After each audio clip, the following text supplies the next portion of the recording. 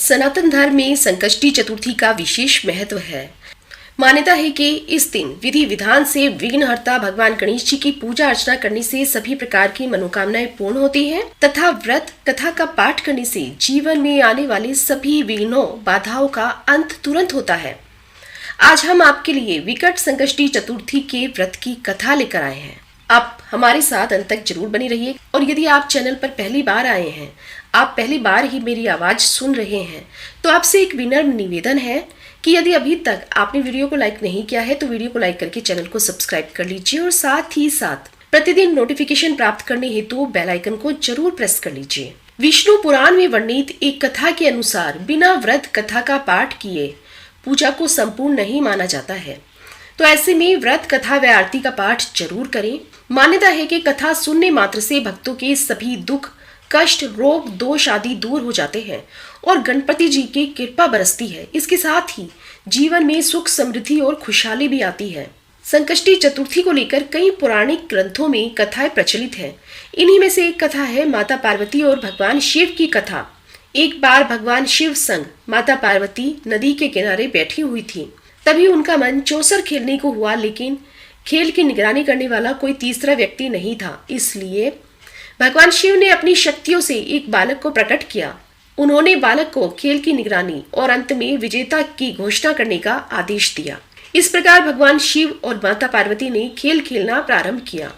खेल के दौरान देवी पार्वती ने लगातार 3 बार जीत हासिल की, लेकिन बालक ने हर बार भगवान शिव को ही विजेता घोषित किया। यह सुन माता पार्वती ने क्रोध में आकर बालक को श्राप दे दिया कि वह लंगड़ा हो जाए। इसके बाद बालक माता पार्वती से क्षमा मांगने लगा।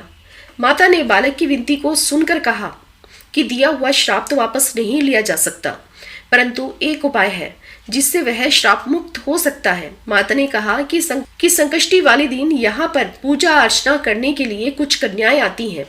तुम उनसे व्रत की विधि जानकर पूजन करो, इससे तुम्हें श्राप से तुरंत ही मुक्ति मिल जाएगी। माता पार्वती के अनुसार लड़के ने कन्याओं से व्रत की विधि पूछी। कन्याओं ने बालक को कहा, सुनो, तुम श्राप से मुक्ति पाने के लिए 21 दिनों का व्रत करो।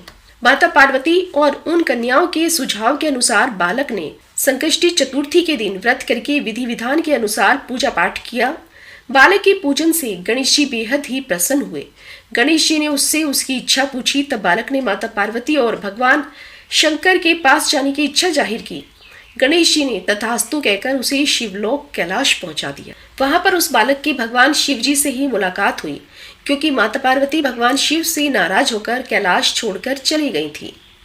बालक को देख भगवान शिव ने उनसे पूछा कि वह यहाँ कैसे पहुंचा। तब बालक ने संकष्टी चतुर्थी के व्रत की विधि और उसके महत्व के बारे में बताया। इसके बाद भगवान शिव ने भी माता पार्वती को मनाने के लिए संकष्टी चतुर्थी के व्रत और पूजन का पालन किया। इस व्रत से प्रसन्न होकर माता पार्वती कैलाश वापस आ गई। तो इस तरह से इस व्रत को लेकर अनेक मान्यताएं हैं। जो भी व्यक्ति इस दिन सच्चे मन से विधि पूर्वक विघ्नहर्ता भगवान गणेश जी की पूजा अर्चना करता है, उस व्यक्ति की सभी मनोकामनाएं पूर्ण होती है।